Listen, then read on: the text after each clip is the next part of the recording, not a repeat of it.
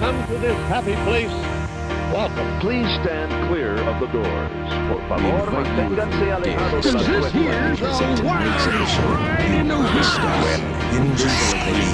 Doors change.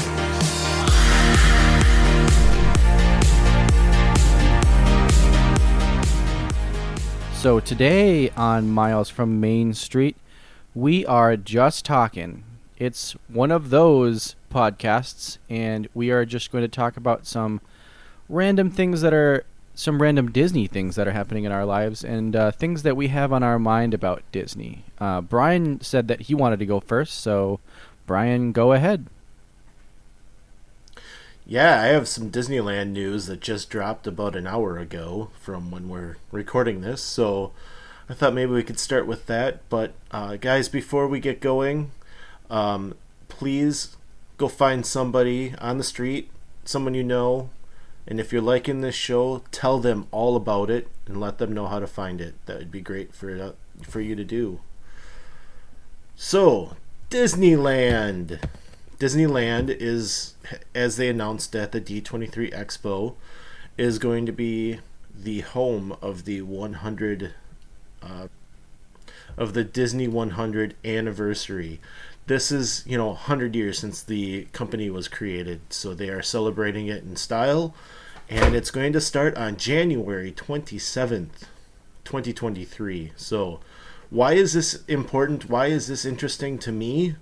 Because I'm going to Disneyland on February 2nd, so I will be there at the kickoff of this celebration, and I'm super excited for it. So I thought maybe we could talk about a little bit of the news information that came out about that. What do you think? Yeah, that does sound fun. I have to tell you, Brian, Kristen and I have really been racking our brains as to how we can just randomly surprise you guys when you guys are in Disney.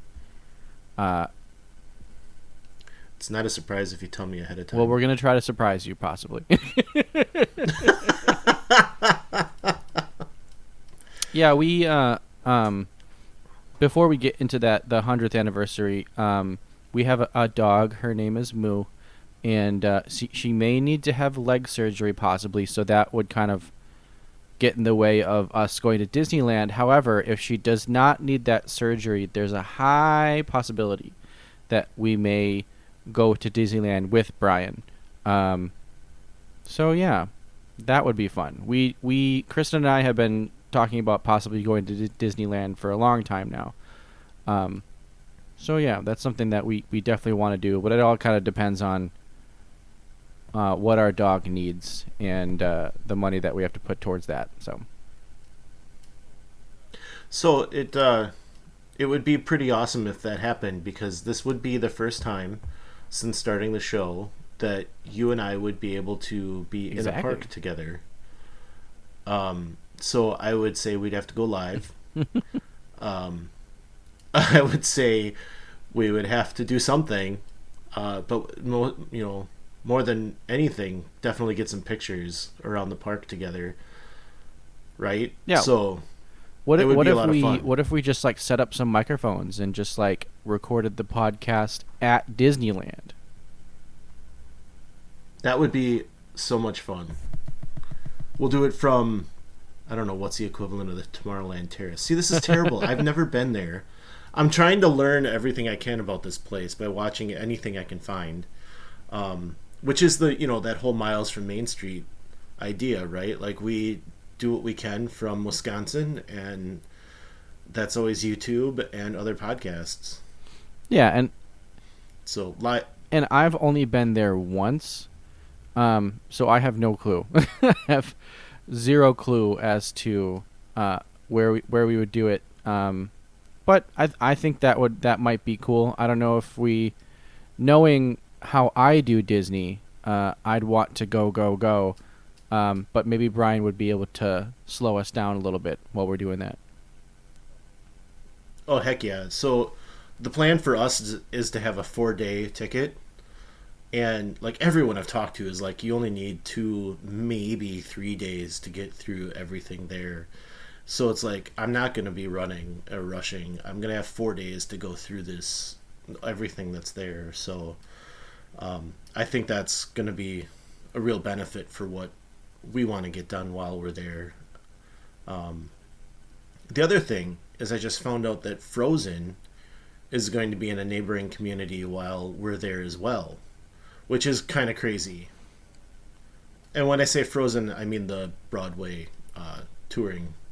And when he says Frozen, the Broadway touring production, he means Frozen, the Broadway touring production that Mikhailo's sister is in. Oh, yeah, that too. Yeah.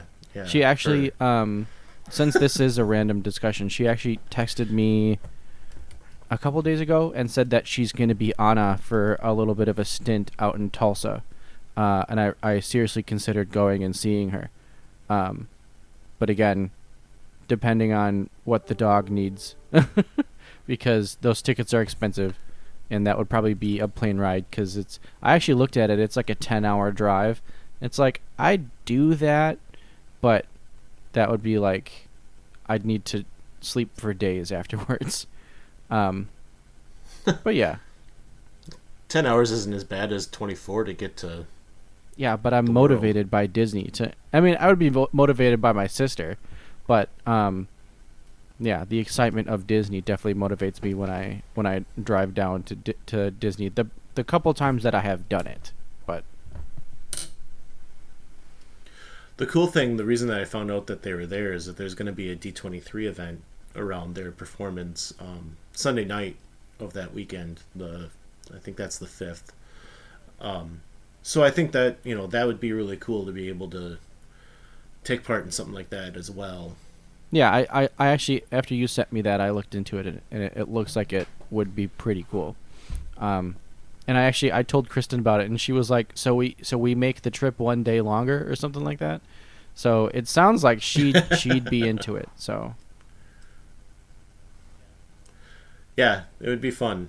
I've never been able to do an actual D23 event, so if it was something like that, that'd be pretty cool to do. But yeah, back to Disneyland or Disney100. They are going to be starting it on the 27th of January, like I said. And some of the pictures they've posted, which without any kind of description, there's one with Mickey and Minnie in their new, what do they call it? Oh, Platinum. That's the whole thing. Platinum infused. They've got Platinum infused outfits on, the two of them. They kind of remind me of like a Spaceship Earth or Epcot type of thing. They've posted a picture of it's either a sipper or a popcorn bucket. It kind of looks more like a sipper to me, but it's the new rubber hose arm animation that they're doing with the cartoons. It's Mickey with his platinum stuff on. And of course it has the lanyard on it to carry around your neck. And they also have a picture of a really cool Disneyland Spirit jersey with the Fab Six, the Sensational Six on the back. So that looks pretty neat too. But part of the big piece of this announcement is that they're going to be opening Mickey and Minnie's Runaway Railway out there, which is super exciting for me because I absolutely love that ride. And I'm hoping that what they're saying is that they're opening it early before Toontown actually is ready. Toontown, they're still sticking with the early 2023 timeline. What that means, I don't know. And hopefully it'll be open when I get there. But you never know. I'm hoping. Also within it, they reiterate that World of Color 1 will be starting up that day, January 27th. And also, It's Wondrous will be... Is that what it's called? No, Wondrous Journeys with the song It's Wondrous will be the new show over the castle. Cool. So any thoughts there? I mean, just being honest, as a Disney World person, like, all of this stuff isn't getting me like super excited, but I do enjoy Disneyland also. Like I enjoy all the Disney parks.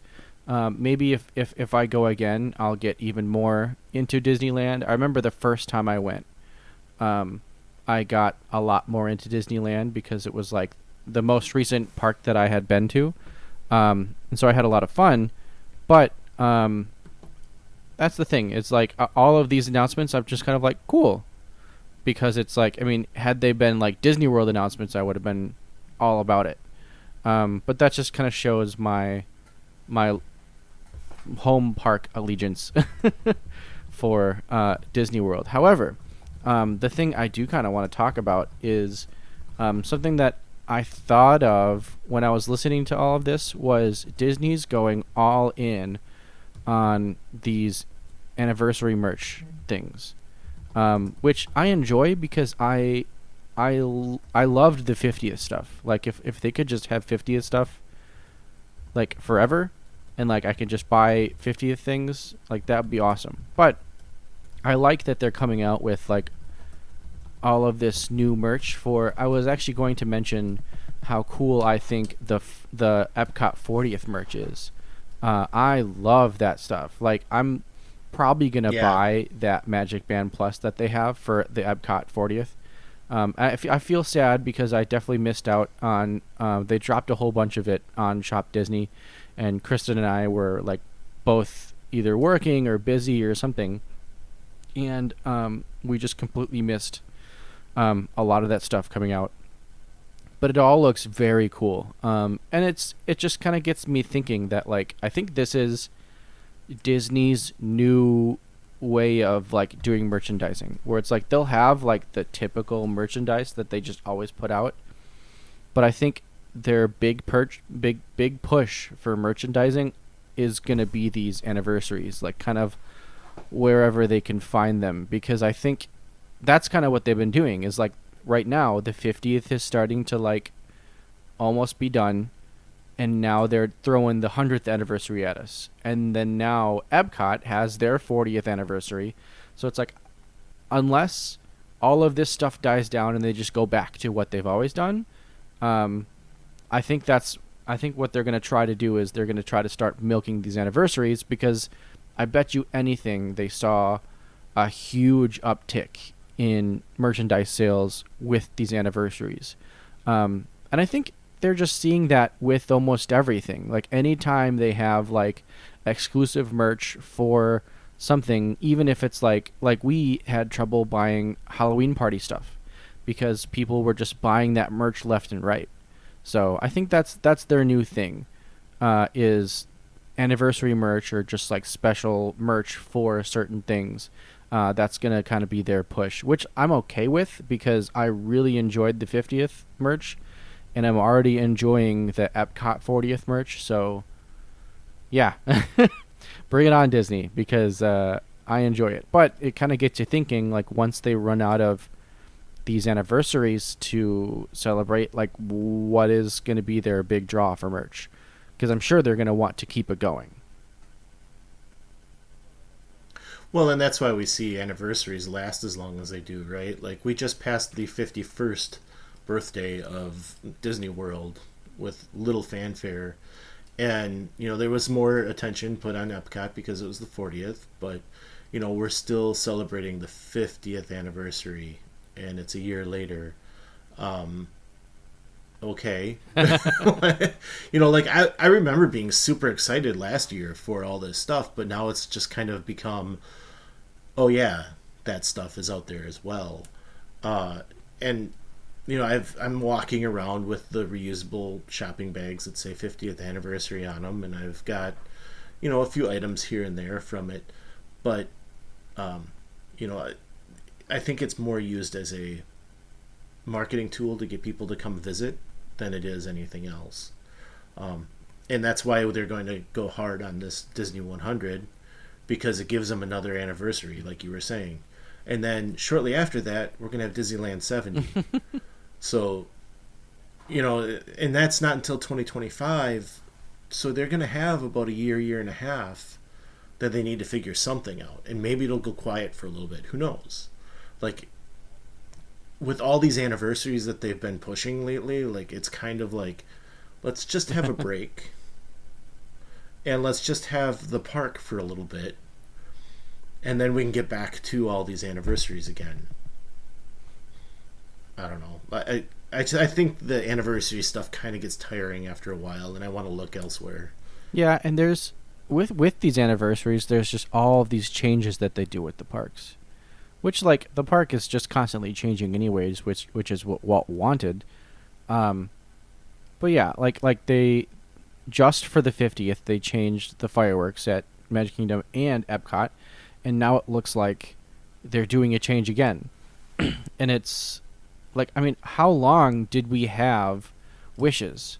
Like Wishes, I feel like went on forever, and then we had Happily Ever After for a few years, and then they changed that again. So it's like, I don't know, maybe I think that's kind of my biggest beef with the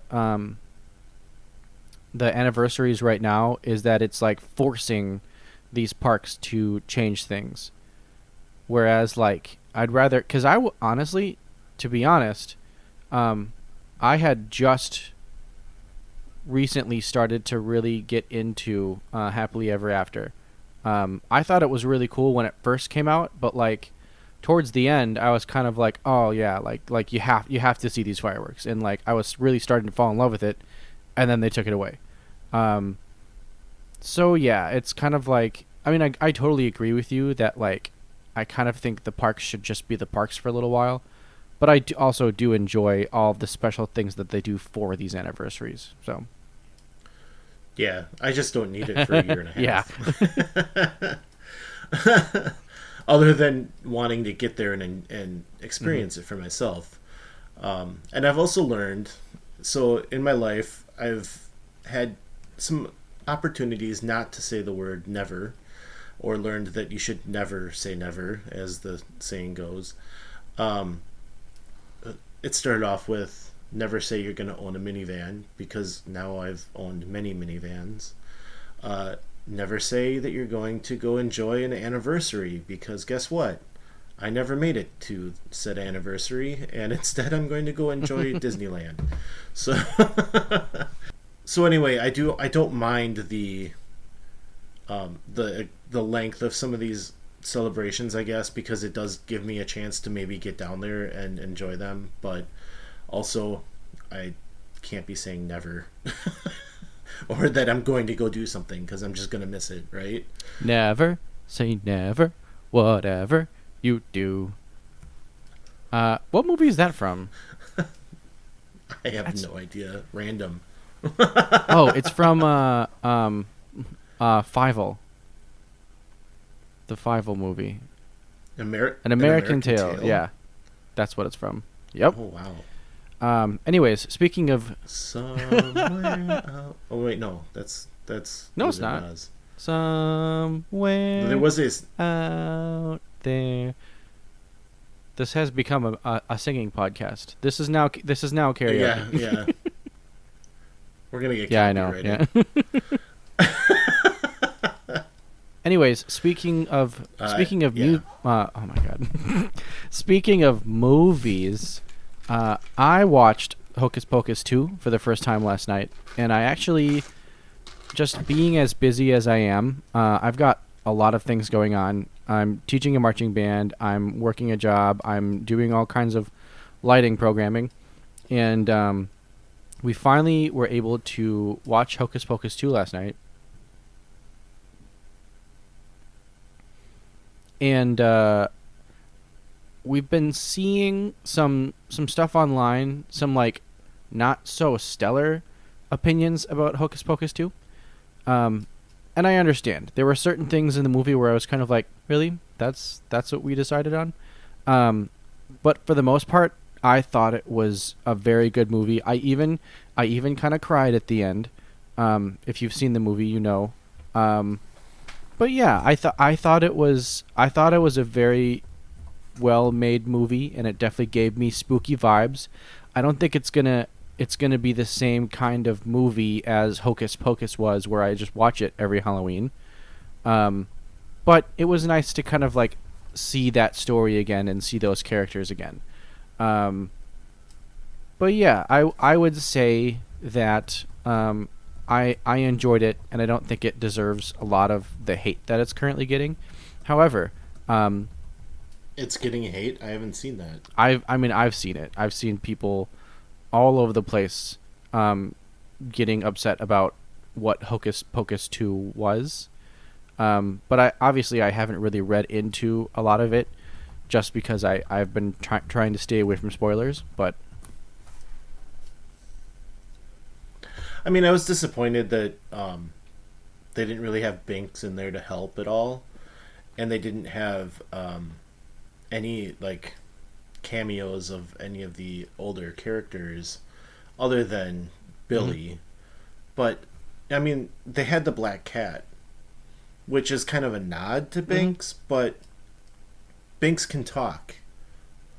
He talked to Allison, he talked to Max, you know.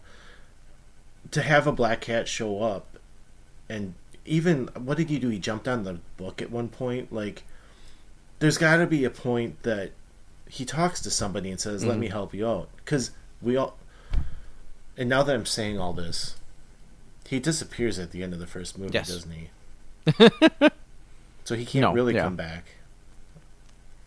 Alright, so everything Brian just said is pointless. But I mean, that would have been something cool where, like, oh, there's a cat that can talk again. But it definitely was kind of like a big part of the storyline in the first movie. The one part, and spoilers ahead, there are spoilers ahead.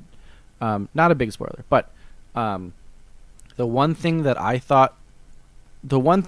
when I was watching the movie and I was kind of like, this is what we're doing, really?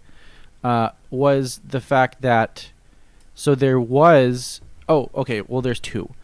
When the witches first come back and they start singing like a song, and I was kind of like, what's going on here? Like, they came back and they started like singing a medley of stuff, but in that scene, probably like the hardest I laughed was these two girls, the two girls who brought them back, were like running away from them, and one of them was like, who are they performing for? Yeah. I laughed out loud when that happened. Yeah, I like that part too, because I definitely was going, why does this even fit? Like, because to me, the singing Sanderson sisters needs to be on a stage like they were at the, I don't know what, the Halloween ball or whatever in the first movie. Like, that's when they perform, not in the woods where there's nobody around. Like, that just... So that was a little weird. I mean, I understand it's Bette Midler and you want her to sing as much as possible because she's an American legend when it comes to being a songstress, but at the same time, that just kind of felt a little shoehorned in. But they did make fun of themselves in the movie for it. But the second time, and this is another singing, performing type thing, was like, I kept waiting for like when the song was gonna come, because they had that amazing performance of like I Put a Spell on You in the first movie, and it's like, yes, and it's like that's what everybody remembers, and everybody loved that. So I was like, are they going to do it again? Like, are they going to like do that same song but better or something? And then like I saw it coming a mile away. Like, when they got pulled up on stage and all of that I was like, okay, here it is. Like, this, we're going to do it. And then they started to sing like One Way or Another, and I was like, yeah. And I understand that like the first song, it was an original. It was a cover of a song that already exists and that they sang. But it's like, that was the song that we landed on, was One Way or Another. I kind of want to find out, now that I'm thinking about it, I kind of want to find out if they had other songs in mind, and it like the rights were too much or something, and Disney was like, we don't want to do that. And then they were like, Some Way or Another, oh, rights are pretty cheap for that one. Yeah, let's do that one. But like, I don't know, for me, like, that was kind of a miss, just because it's like, I mean, maybe there's a lot of people out there that love that song, but like, that wasn't the first song that like came to mind as like some epic song that they could sing to and perform with, because like that was like the big thing in the first movie, was that amazing performance. So I was kind of let down in that respect with like what song they sang. Like the how they performed it and everything was actually pretty decent, obviously because of just the production that Disney has and the people that they have in that movie. But it's the song choice was kind of what got me. I just remember being like, this is it? This is what we're going with? Okay. Yeah, and I got that second performance. I kind of did the same thing. Like, really? Like I said, like I was okay with the first one because we need to get a musical number in there, obviously, and maybe that was. And I was like, okay, fine. It's a poor choice for placement of the performance, but we're all waiting for one, right? Then the second one came up, and I kind of started going, oh no, they're not going to make them sing all the time, are they? And for those of you that haven't watched yet, there's two things in the credits that are worth watching. First of all, when the credits get started, the sisters are singing Witch is Back, which I thought was a lot of fun. Great placement. Just something, and I almost was going, why couldn't we have this song in the show instead? Right? Hey, we're back, Salem. But anyway, like they have that, and then at the end of the credits, there's a great scene that we won't talk about because it's kind of spoilery. But let's just kind of leave it. But I definitely, if you haven't seen it yet, go on out and make sure you watch at the end of the credits because I think the scene is worth seeing. But yeah, I feel like to get it depends on how spoilery we want to get here, Brian.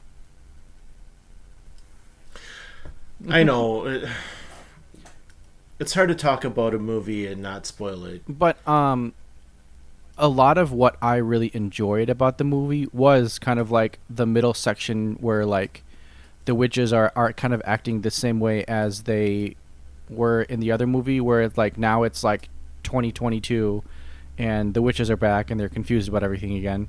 And then kind of like how, because in the movie there's like a young girl that like all of a sudden discovers that she's a witch. Spoiler, there it is. We're putting it out there.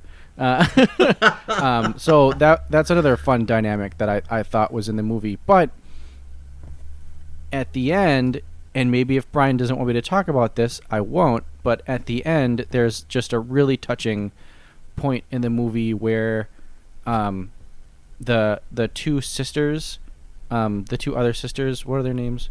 Well, Mary and Sarah end up disappearing, and Winnie is sad because she lost her sisters, and so she asks for a spell to be taken back.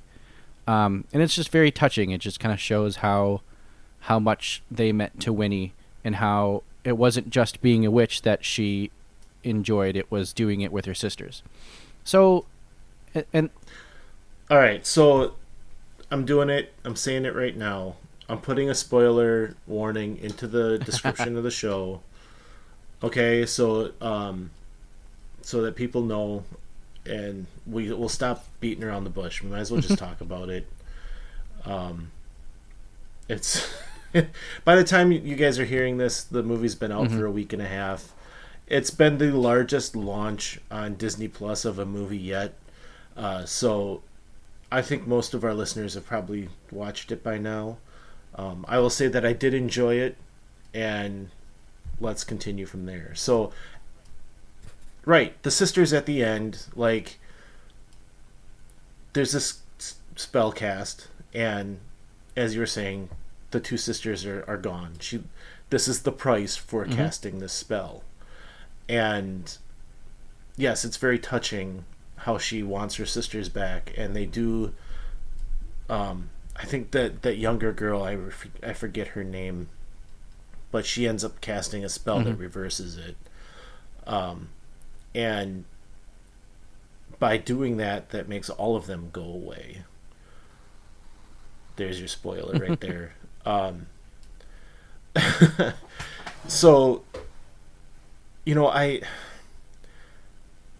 I wanted it to be more of the Hocus Pocus feel, where we had to actually defeat the sisters, where in the end they kind of defeat themselves. And I think it kind of takes away a little bit of the mystique around the sisters at that point. That, like it totally makes sense that Winnie would be power hungry and cast a spell and not realize what's going on. But I feel like we've weakened them by showing some of that, showing that love that they have for each other. Like, it's there, you see it, right? Even the quarrel that they get into earlier in the show, like, I can see that. Like, okay, there's a little bit of animosity growing in between them. But something brings them back, and they either win the day or they're defeated, and they'll be back another day, right? Like, that's kind of what I was expecting. Instead of this, oh, my sisters, help me. And then my opinion is they're gone for good, and now this new girl is kind of the new Winnie or Winifred Sanderson. I don't know. That's my personal opinion. Don't get me wrong. I love the movie. I'll watch it again. Yeah, and I think that's where I thought the movie was going to go anyways. I actually seeing at one point I was on Instagram and I saw that there was another witch, the witch that you see right away in the movie, back in the early days of Salem. And I remember thinking, like, oh God, basically, and I was trying to put it together in my head. I was like, I wonder if these three witches are going to band together to destroy this other worse witch. But that's not what happened. But yeah, I think I knew that Disney was going to try to kind of like bring these witches back and have something at the end a little more beautiful than we've vanquished these witches again. So and I think I'm okay with that. Like, just because, like, I think that's like a decent ending. Like, it's a good way to end like the franchise. I don't think there's going to be a Hocus Pocus 3 unless they really want to milk it, which they probably will because this was like the most successful launch of anything on Disney Plus. So that's very cool. But yeah, I liked it. I thought it was a decent ending, a little bit of a tearjerker, at least for me. But yeah, I liked it. I'll definitely watch it again. But yeah, I agree. I liked it too, and we'll definitely be going back to it. It was a family event in our house. We all sat down, made some popcorn, the whole deal, and watched the movie. And if I can just say, the opening of the movie with the sisters as they're like kind of getting their powers, like, I really, for some reason, really enjoyed the beginning of that movie. Like, that was incredible. So it may have been the high point of the movie for me. I'm not sure. I got to go back and watch it again, but I really enjoyed the opening.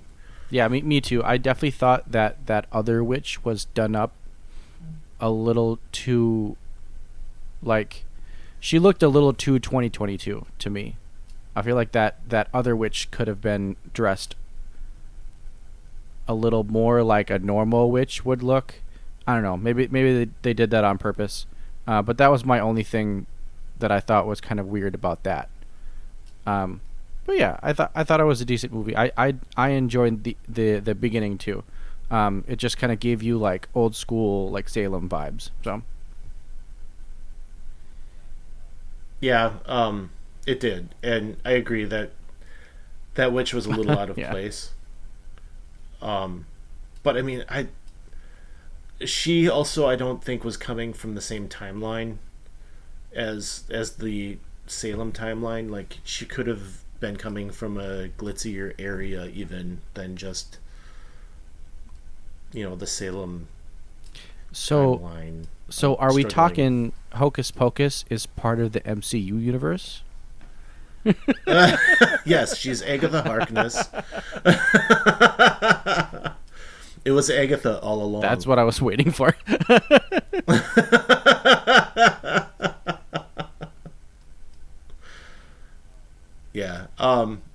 I don't know. Maybe she is from Yeah, WandaVision. we'll go with that.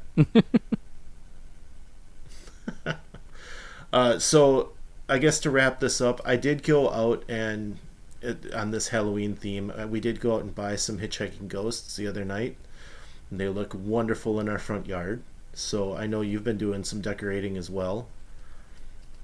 Yeah, I've actually set up our hitchhiking ghosts up front in our yard, and I set up some gobo projectors out in our front yard. So we still have more to set up, and I've been trying to get on Kristen to